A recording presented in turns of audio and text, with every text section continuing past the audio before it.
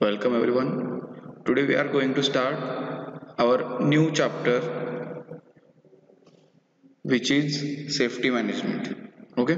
So fourth topic आपण start करतोय आज आणि त्याचं पहिलं लेक्चर आहे. ओके. सो सेफ्टी मॅनेजमेंटसाठी आपण थोडंसं इंट्रोडक्शन बघूया का महत्त्वाचे आहे सेफ्टी वगैरे. आतापर्यंत आपण मॅनेजमेंटचे सगळे फंक्शन्स बघितले, त्याच्यानंतर दोन चॅप्टर्सना म्हणजे सेकंड आणि थर्ड चॅप्टरला आपण त्यामध्ये प्लॅनिंग किती महत्त्वाचं आहे, कंट्रोलिंग किती महत्त्वाचं आहे, त्याच्याबरोबर पॅरलली डायरेक्टिंग किती महत्त्वाचं आहे आणि बरोबरच त्याच्या जे काही डायरेक्टिंग बरोबर आपल्याला कंट्रोलिंग किती महत्वाचं आहे ह्या सगळ्या गोष्टी आपण बघितलेल्या आहेत. सो आता आपण फोर्थ जो चॅप्टर आहे त्यामध्ये आपण बघणार आहोत सेफ्टी मॅनेजमेंट. आता आपण ऑर्गनायझेशन रन कशी करायची ते बघितलंय, त्यामध्ये मॅनेजमेंटचे किती फंक्शन महत्वाचे आहे ते सगळं बघितले. पण पॅरलली जेव्हा आपण ऑर्गनायझेशन रन करत असतोय त्याच्याबरोबर त्याच्यामध्ये जे काही एम्प्लॉईज काम करत आहेत, बरोबर आहे, त्यांची सेफ्टी किती महत्वाची आहे आणि सेफ्टी ओरिएंटेड आपल्याला किती प्रॉफिट मिळू शकते, म्हणजे सेफ्टी किती इम्पॉर्टंट रोल प्ले करणार आहे आपल्या प्रोडक्शनसाठी किंवा एम्प्लॉईजसाठी, ते आपण आता बघणार आहोत. Okay. So start with the introduction of safety management. Safety is a very important aspect for any industry, as an accident free environment boosts the morale of the team member working in any hazardous situations. Safety means continuing and healthful living without injury. Safety is free from harm or danger of harm. Okay. The word safety also refers to precautions people take to prevent accidents, harm, damage, त्याच्यानंतर danger, damage, losses and pollution. Okay. So बघा, जेव्हा in case जर तुम्ही अशा एखाद्या इंडस्ट्रीमध्ये काम करत असाल, फॉर एक्झाम्पल एखादी फोर्जिंग कंपनी आहे. Okay.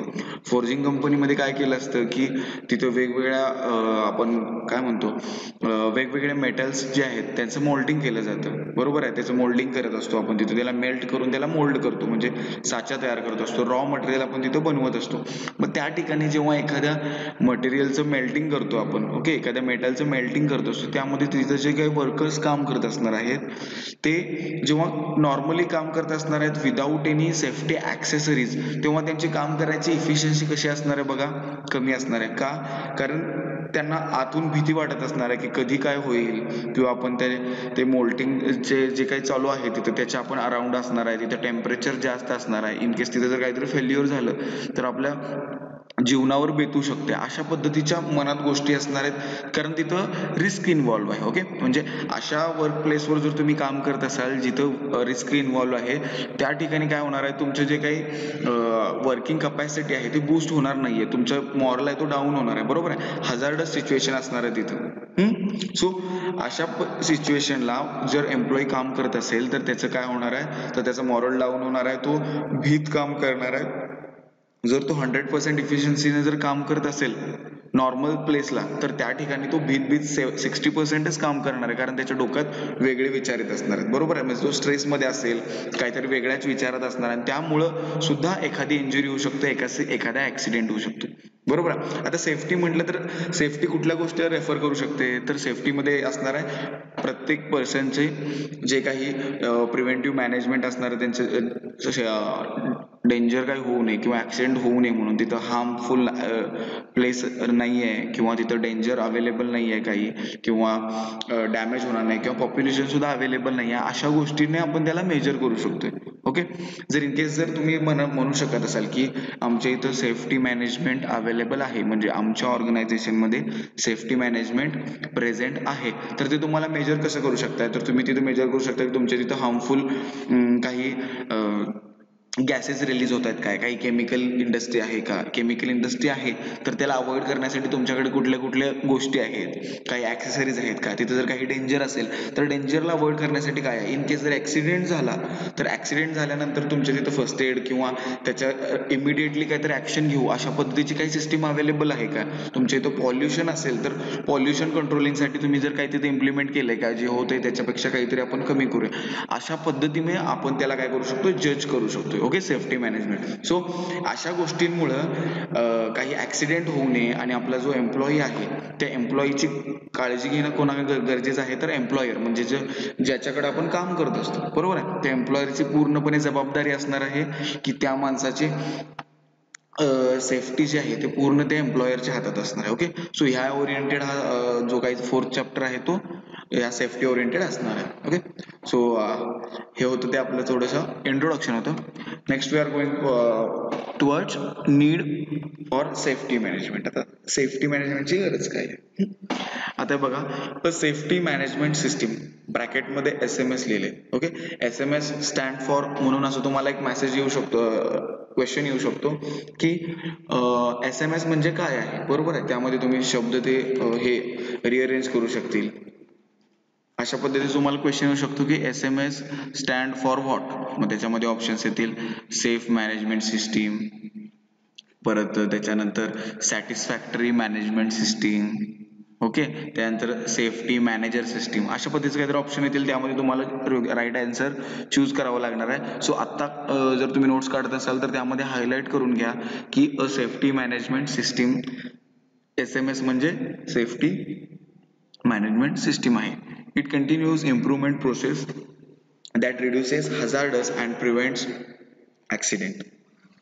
It protects the health and safety of employees and should be integrated into everyday process throughout the organization. ही SMS जी सेफ्टी मॅनेजमेंट सिस्टीम आहे ती काय करणार आहे, ते डे टू डे जे काही प्रोसेस चालू असणार आहे त्यामध्ये ते इन्व्हॉल्व्ह असणार आहे. प्रत्येक जर काही ऍक्शन असेल, आजच्या दिवसाचे जे काही काम आहे त्या दिवसाच्या कामामध्ये एम्प्लॉईची सेफ्टी किती महत्वाची आहे. एखाद्या ठिकाणी जर समजा फायरिंग रिलेटेड जर काही काम असेल तर तिथल्या एम्प्लॉईला त्याच्या रिलेटेड सगळ्या सेफ्टी ऍक्सेसरीज प्रोव्हाइड करणं किंवा तिथं तेवढ्या पद्धतीचे ऍक्सिडेंट होणार नाही याची पूर्ण काळजी घेणारी जी काही सिस्टीम असणार आहे ती असणार आहे सेफ्टी मॅनेजमेंट सिस्टीम असणार आहे. ही कंटिन्युअसली ऑर्गनायझेशनची डे टू डे प्रोसेस आहे, त्यामध्ये ती इन्व्हॉल्व्ह असणार आहे. त्यामध्ये एम्प्लॉईचा पूर्णपणे हेल्थची काळजी घेतली जाणार आहे. Okay, safety management system is a comprehensive management system design to manage safety elements in a work place. आता मी सांगितल्याप्रमाणे वर्क प्लेसमध्ये जे काही सेफ्टी जे काही आहे सेफ्टी डिझायनिंग करायचं काम ते करणार आहे. इट इन्क्लुड्स, आता हे कसं करणार आहे तर बघा, त्यामध्ये त्याच्या रिलेटेड जे काही पॉलिसीज असणार आहेत, ऑब्जेक्टिव्ह असणार आहेत, plan, procedure, organisation responsibilities and other measure, ह्या सगळ्या गोष्टींचा विचार करून सेफ्टी मॅनेजमेंट म्हणजे जे काही सेफ्टी मेजर्स असणार आहेत ते डिझाईन केलेलं असणार आहेत. यामध्ये तुम्हाला ऑर्गनायझेशनची पॉलिसी काय आहे, त्यांचा ऑब्जेक्टिव्ह काय आहे, किंवा नुसतं असं चालणार नाही की बाबा जर एम्प्लॉई आहे आणि पूर्णपणे त्याच्याचकडे लक्ष द्यायचं आहे, त्याला काही चुकूनही जरा काही खर्चटता कामा नाहीये किंवा अशा पूर्ण पद्धतीने आपण त्याचाच विचार करू शकणार नाहीये. बरोबर आहे, आपल्याला सगळ्या गोष्टींचा विचार करावा लागेल. आपला प्लॅन काय आहे, त्याच्यानंतर किती एम्प्लॉई लागणार आहेत, त्याच्यानंतर आपल्या पॉलिसी काय आहे ऑर्गनायझेशनची, आपली प्रोसिजर काय आहे, प्रोसिजरमध्ये हा एम्प्लॉई तिथं सॅटिस्फाय होतोय का. आता वेगवेगळ्या ऑर्गनायझेशनमध्ये तुम्हाला जेव्हा इंटरव्ह्यू घेतले जातात, बरोबर आहे, तर अशा ठिकाणी एकेका ठिकाणी असते की तुम्ही फिजिकल चेकअप केलं जातं, तुम्हाला दृष्टीचं तुमचं बघितलं जातं, तुमचं फिजिकली तुम्ही किती स्ट्रॉंग आहात, ह्या सगळ्या गोष्टी बघितल्या जातात. का, कारण त्यांची प्रोसिजरमध्ये त्या गोष्टी इन्व्हॉल्व्ह असणार आहेत. तुमच्या नजर तुमची किती हे आहे किंवा तुम्हाला ग्लासेस आहेत का, या गोष्टी बघितल्या जातात, जेणेकरून त्यांच्या प्लॅनमध्ये ते तुमची नजर व्यवस्थित असणं गरजेचे आहे.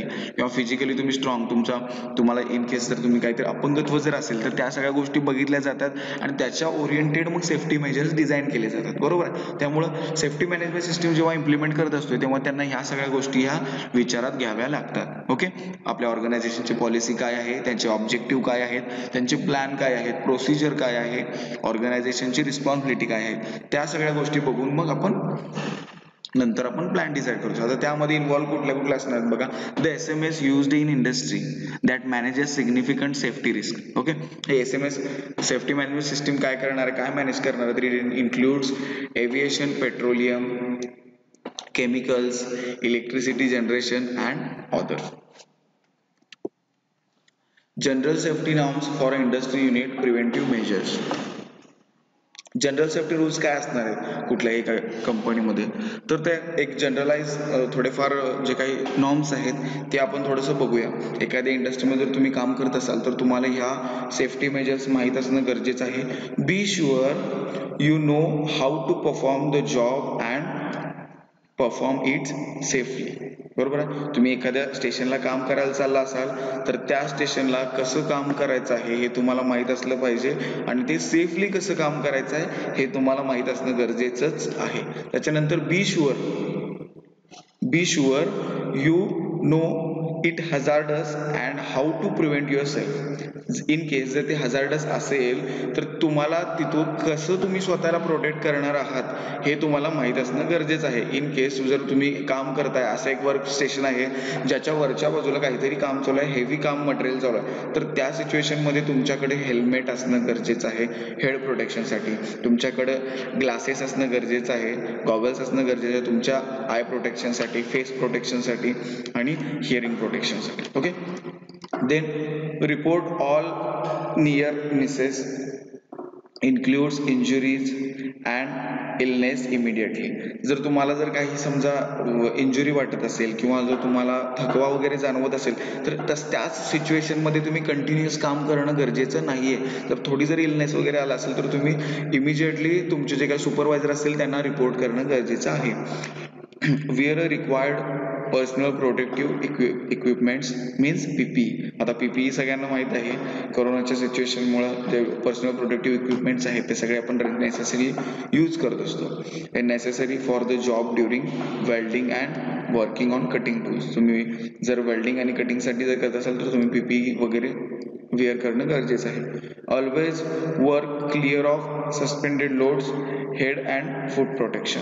Inform supervisor of unsafe condition जर असेल तर ते सुपरवायझरला तुम्ही इन्फॉर्म करणं गरजेचं आहे. Use equipment, machines and tools properly. जे काही तुम्ही इक्विपमेंट यूज करणार आहात, इक्विपमेंट, मशीन आणि टूल्स त्या सगळ्या प्रॉपरली तुम्ही यूज करायला पाहिजे. तुम्हाला जर ते येत नसेल तर तुम्ही पहिल्यांदा त्याचं ट्रेनिंग घेतलं पाहिजे. Then only you can use it. Okay. So then wear safety equipment like protective clothing and personal hygiene. Prevent slips and trips. त्याच्यानंतर keep work area and emergency exits clear.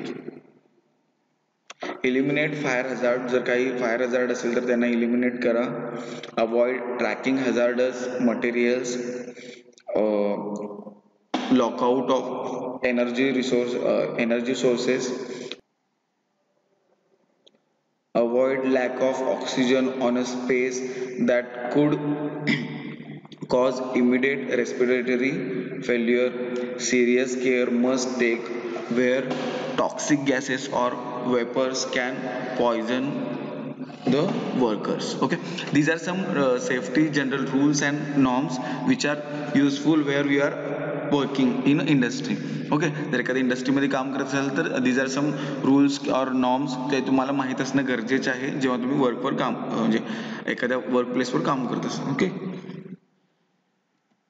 त्याच्यानंतर प्रिव्हेंटिव्ह मेजर्स बघूया.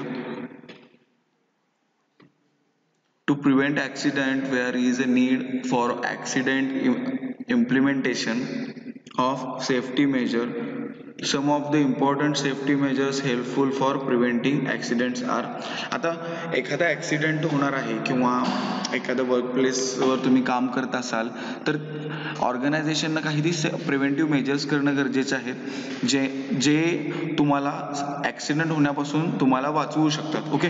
असे काही safety measures आहेत, preventive measures आहेत जे आपल्या इथं इम्प्लिमेंट असल्यानंतर किंवा त्या तिथं परफॉर्म केल्यानंतर तुम्हाला काय होणार आहे तर ऍक्सिडेंट होण्याचे चान्सेस खूप कमी असणार आहेत.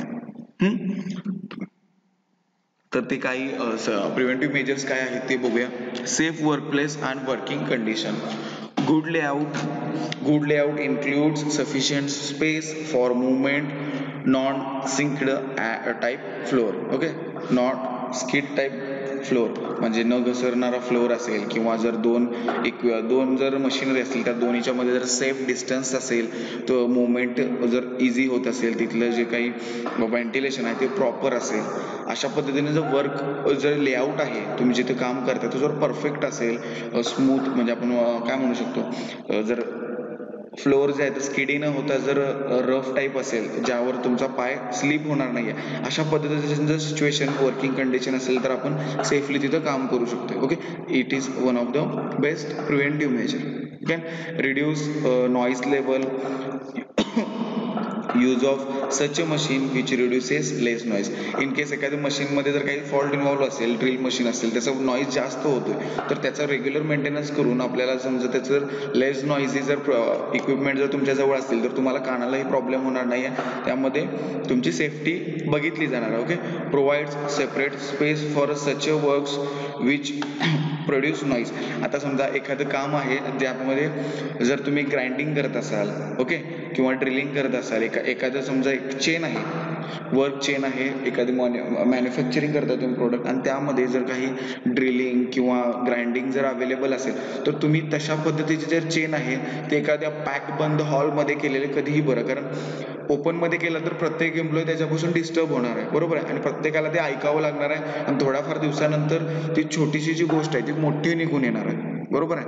म्हणजे जर रोज तुम्ही त्या आवाजात काम करत असाल, तर थोड्याफार दिवसानंतर तुम्हाला कानाचा प्रॉब्लेम येऊ शकतो. त्यामुळे अशा पद्धतीचं जर काही काम असेल ज्यामध्ये नॉईज इन्व्हॉल्व आहे, तर त्या पद्धतीच्या कामाला आपल्याला काय करावं लागेल, वेगळे सेपरेट डिपार्टमेंट करावं लागेल, ज्यामध्ये तुम्हाला जास्त आवाज येतो. Okay, the flammable material should be stored separately. जे काही ज्वलनशील पदार्थ असणार आहे, ज्वलनशील मटेरियल असणार आहे, त्याचं जे स्टोरेज आहे ते एकत्र सगळ्याचं स्टोरेज न करता त्याचं वेगळं स्टोरेज असलं पाहिजे.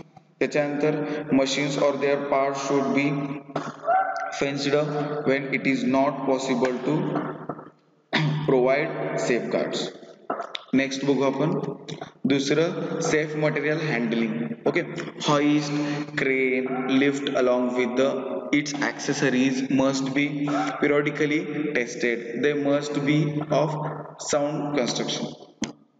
त्यानंतर हॉइस्ट माहिती तुम्हाला, क्रेन, लिफ्ट, जे काही ऍक्सेसरीज आहेत त्या पिरियडिकली टेस्ट केल्या पाहिजेत. जेव्हा तुम्ही एखादं मटेरियल, हेवी मटेरियल एका बाजूने दुसऱ्या बाजूला तुम्ही नेत असताय, तेव्हा तुमची क्रेन इन्व्हॉल्व आहे, त्यामध्ये तुम्ही बांधले जाणारे जे काही हॉइस्ट आहेत, दोऱ्या आहेत जाड मोठ्या मोठ्या, ते लिफ्ट वगैरे उचलणार आहे तुम्ही. सो प्रत्येक गोष्ट व्यवस्थित आहे काय की तुम्ही त्याचे रेग्युलरली त्याचं टेस्टिंग केलं पाहिजे, जेणेकरून एखादं हेवी एक्सपेन्सिव्ह महागडं जर मटेरियल तुम्ही काहीतरी उचलत असाल आणि जर त्यावेळी जर तुम्हाला कळालं की तो बेल्ट जो आहे तो थोडा डॅमेज आहे आणि ते तुटण्याची शक्यता आहे, आणि जर ते तुटलं तर आपल्याला किती महागात पडणार आहे ते, बरोबर आहे. त्यामुळे तुम्ही सेफली प्रिव्हेंटिव्ह मेजर हे असणं गरजेचं आहे की तुम्ही जिथं काम करताय तिथले जे काही हॉइस्ट आहेत, लिफ्ट, क्रेन आहेत, त्या सगळ्या रेग्युलरली पिरियडिकली ते टेस्टिंग तुम्ही करणं गरजेचं आहे. The crane must be lifted with the interlocks and limit switches. Okay, जे काही क्रेन मध्ये जे काही क्रेन असतात ते उचलतात, त्याचं लॉकिंग असणं गरजेचं आहे आणि लिमिट स्विचेस त्यामध्ये अवेलेबल असणं गरजेचं आहे. The load lifting capacity of safe working load should be prominently marked on the equipment. प्रत्येक इक्विपमेंटवर त्याची जे काही लिफ्टिंग कॅपॅसिटी आहे, वर्क लोडिंग काय आहे ते त्याच्यावर इक्विपमेंटवर मार्क करणं गरजेचं आहे. The lifting and carrying operation should be steady and free from jerk. धक्के वगैरे, जर्क म्हणजे काय असतं, धक्के, एकदम सडन जर्क बसतो ना, अशा पद्धतीचं नसलं पाहिजे. ते स्मूथ ऑपरेशन पाहिजे, जेणेकरून कुठल्याही माणसाला त्याची डॅमेज होणार नाही, ॲज वेल ॲज त्या जे काही लिफ्ट केलेलं मटेरियल आहे त्याला सुद्धा ते डॅमेज करणार नाहीये. थर्ड आहे पर्सनल प्रोटेक्टिव्ह इक्विपमेंट. आता मी बघितल्याप्रमाणे, आता मी सांगितलं जे पीपीई जे आहे त्यामध्ये तुम्ही डस्ट ओढू शकते, वरून काहीतरी तुमच्या डोक्यात काहीतरी म्हणजे समजा हेवी मटेरियल आहे ते पडू शकते, किंवा पायावर काहीतरी हेवी मटेरियल पडू शकते, किंवा जर टॉक्सिक गॅसेस जर असतील, किंवा जर काहीतरी ग्राइंडिंग वगैरे करत असाल तर त्याचे ठिणग्या पडतात, तशा पद्धतीचे उडू शकते. त्यामुळं तुम्ही जर पीपीई किटमध्ये तुम्ही असाल तर पूर्णपणे तुम्ही सेफ असणार आहे. ओके, आता इथं बघा पीपी किटचं थोडंफार एक्सप्लेनेशन दिलेली स्लाइड आहे ही. Usually human body needs protection for the parts of a system and PP use is as below. Okay. Hand प्रोटेक्शनसाठी हँड ग्लोव्ज असतात, त्याच्यानंतर फूट प्रोटेक्शनसाठी लेदर और रबर शूज असतात, त्याच्यानंतर हेड प्रोटेक्शनसाठी सेफ्टी हेल्मेट आहे. तुम्हाला सगळ्या गोष्टी इथं दिसत असतील ना, मी फक्त इथं वाचत जातोय, तुम्ही इथे ह्या इमेजकडे लक्ष द्या व्यवस्थित. आय प्रोटेक्शनसाठी सेफ्टी गॉगल्स असतात, फेस प्रोटेक्शनसाठी फेस शिल्ड असते, त्याच्यानंतर स्किन अँड बॉडी प्रोटेक्शनसाठी जे काही ब्रॉयलर सूट असतो तो आहे, त्याच्यानंतर प्रोटेक्शन अगेन्स्ट फॉल म्हणजे जर तुम्ही वरती जर कशावर एक 7 ते 8 फुटांपेक्षा जर वरती जर तुम्ही कुठे काम करत असाल तर तुम्हाला बेल्ट अडकवणं गरजेचं आहे. बेल्ट अडकूनच तुम्ही काम करावं लागेल. जे सेफ्टी बेल्ट असतो ज्यामध्ये तुमची पूर्ण बॉडी तुम्ही त्यामध्ये हँग केलेली असते एखाद्या अपर लोकेशनला, म्हणजे इन केस जर तुम्ही पडला तरी तुम्ही खाली फ्लोअरवर डायरेक्टली पडणार नाहीये. Okay. Hearing conversation hearing conservation, protection against noise, earplugs and ear muff. इथं तुम्हाला दिसेल बघा, आपलं जे काय आवाजापासून प्रोटेक्शन करण्यासाठी आपल्याला हे काय दिसतंय त्याला आपण एअर प्लग्स वगैरे म्हणत असतो. रेस्पिरेटरी प्रोटेक्शनसाठी रेस्पिरेटर, त्याच्यानंतर ब्रिदिंग ॲपरेटस मिळतात, हाफ फेस मास्क असतोय, त्याच्यानंतर डस्ट फिल्टर सुद्धा अवेलेबल असतात. So these are some equipments जे नॉर्मली एखाद्या एम्प्लॉईनं वेअर करणं गरजेचं आहे. जर तो इन केस जर हजार्डस सिच्युएशनमध्ये जर काम करत असेल, जर त्याचं वर्क कंडिशन जी आहे ती थोडीफार हार्मफुल जर असेल, त्यामध्ये रिस्क जर इन्व्हॉल्व्ह असेल तर हे सगळं पीपीई किट त्यानं यूज करणं गरजेचं आहे. त्याच्यानंतर प्रिव्हेंटिव्ह मेजरमध्ये 4th पॉईंट आहे सेफ ऍक्टिव्हिटीज. हे जे काही प्रिव्हेंटिव्ह मेजर्स आहेत ते टोटली 7 आहेत. ओके. आणि तुम्हाला नॉर्मली या रिलेटेड क्वेश्चन विचारू शकतात की सेफ्टी मॅनेजमेंटमध्ये जे काही प्रिव्हेंटिव्ह मेजर्स आहेत ते कुठले आहेत, तर तुम्ही पटकन तुम्हाला सांगणं गरजेचं आहे की सेफ वर्कप्लेस वर्किंग कंडिशन, त्याच्यानंतर सेफ मटेरियल हँडलिंग, त्याच्यानंतर PPE. Okay.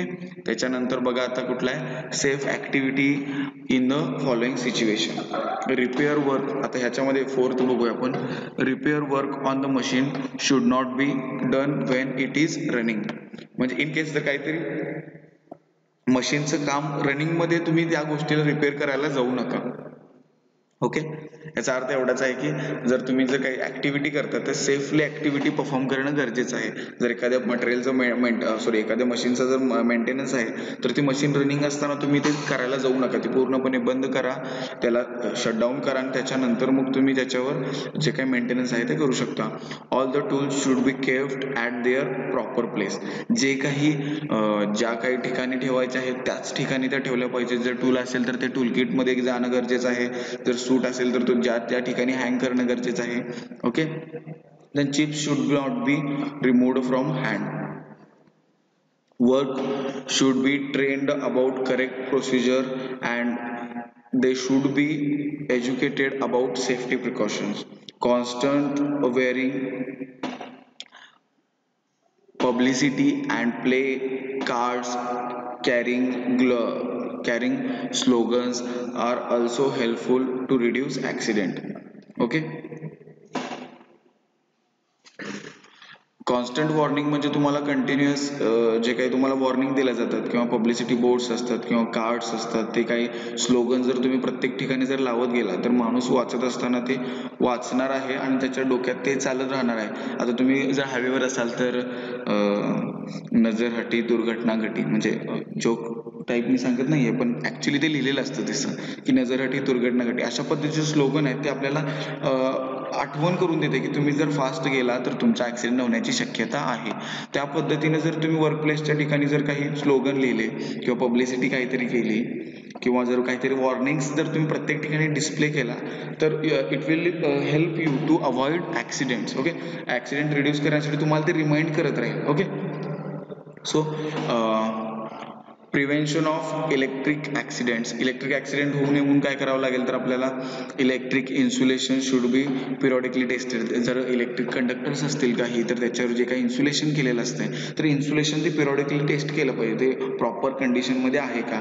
Use proper tools for testing and repairing. Testing repairing electric तुम्ही जर दुसऱ्या कुठल्या गोष्टी जर मेंटेनन्स करत असाल तर इट्स ओके, तुम्ही त्याला काहीतरी अल्टरनेट ऑप्शन म्हणजे काय म्हणू शकतो आपण त्याला ऍडजस्ट करून काहीतरी करू शकाल, पण जेव्हा तुम्ही इलेक्ट्रिकल मेंटेनन्स करत असाल तर जे ती गोष्ट त्या त्या ठिकाणी असणं गरजेचं आहे, तेच टूल त्या गोष्टीचे रिपेअरिंगसाठी यूज करणं गरजेचं आहे. Repair work should be done after switching the power off. Power off करूनच तुम्ही त्याचा मेंटेनन्स करायचा आहे. Use safety equipment such as insulating tools and rubber gloves wear necessary. जेव्हा गरजेचं असेल तेव्हा तुम्ही इन्सुलेटेड टूल्स यूज केले पाहिजेत आणि रबर ग्लोव्ज यूज केले पाहिजे to avoid you from getting shock. त्याच्यानंतर लास्ट दोन जे काय आहेत ते गुड हाऊसकीपिंग म्हणजे स्वच्छते रिलेटेड आहे, आणि लास्ट आहे सेफ वर्किंग मेथड्स काय काय आहेत. सॉरी, ऍक्च्युली मी तुम्हाला 7 सांगितले, ऍक्च्युली ते 13 आहेत. ओके, म्हणजे प्रिव्हेंटिव्ह मेजर जे आहेत ते काही 13 आहेत ते. त्यामध्ये 6th आहे good housekeeping. Housekeeping includes cleanliness, okay, in building, work area, rest area, equipments and machinery tools. जे काही आहेत ते सगळं स्वच्छ कंडिशनमध्ये असेल तर ते सेफ आहे. इन केस जर घाण असेल, जर डस्ट असेल तर dust may be converted in to accident. जर समजा एखादं फ्लोअर आहे ते स्किडी आहे किंवा जर धूळ आहे त्यावर तुम्ही घसरण्याची शक्यता असते, इट मे बी तुम्हाला ॲक्सिडेंट होऊ शकतो. It reduces the chances of fire and other hazards, increases the life of machinery, equipment and tools, improves productivity and quality of product, better utilization of floor space, enhance the morale of worker. इथं बघा तुम्हाला कळेल की utilise the floor space म्हणजे जर तुमचं सगळं clean ज्या त्या ठिकाणी असेल तर तुम्ही पूर्णपणे जे काही एरिया आहे त्याचा यूज करू शकताय. जर अस्ताव्यस्त पडला असेल तर तुम्हाला पूर्ण फ्लोअर यूज करता येणार नाहीये, आणि त्यामुळे सुद्धा अडचण असल्यामुळे सुद्धा ऍक्सिडेंट होऊ शकतो. त्यामुळे प्रत्येक गोष्ट स्वच्छ असेल तर त्याचं काय होणार आहे, तर मशीन आहे ती योग्य कंडिशन मध्ये राहणार आहे. मशीन जर कंडिशन मध्ये असेल तर त्यामध्ये नॉईज जनरेट होणार नाहीये किंवा फॉल्ट होणार नाहीये. फॉल्ट जर होणार नाही त्यामुळे ऑटोमॅटिकली काही ऍक्सिडेंट होण्याची शक्यता कमी होणार आहे. त्यामुळे प्रत्येक गोष्ट स्वच्छ नीट ज्या त्या ठिकाणी असल्यामुळे काय होणार आहे, तुमची सेफ्टी जी आहे ती आपली वाढणार आहे. ओके, त्याच्यानंतर सेफ वर्किंग मेथड्स इम्प्लिमेंट करणं गरजेचं आहे. प्रॉपर सिलेक्शन ऑफ वर्कर्स, जर एखादं काम आहे जर तिथं सेफ्टी इन्व्हॉल्व असेल तर त्यामध्ये स्किल्ड वर्कर्स अपॉइंट करणं गरजेचं आहे. ट्रेनिंग ऑफ सेफ्टी वर्किंग, सेफ्टीचं ट्रेनिंग दिलं पाहिजे त्यांना. ॲक्सिडेंट प्रोन एरियाज, त्याच्यानंतर सेफ्टी डिव्हायसेस यूज करणं गरजेचं आहे. सेफ्टी प्रोग्राम कंडक्ट करणं गरजेचं आहे. आणि प्रमोटिंग सेफ्टी अवेअरनेस इन एम्प्लॉईजमध्ये तुम्ही प्रमोट केलं पाहिजे safety awareness related. Okay, thank you.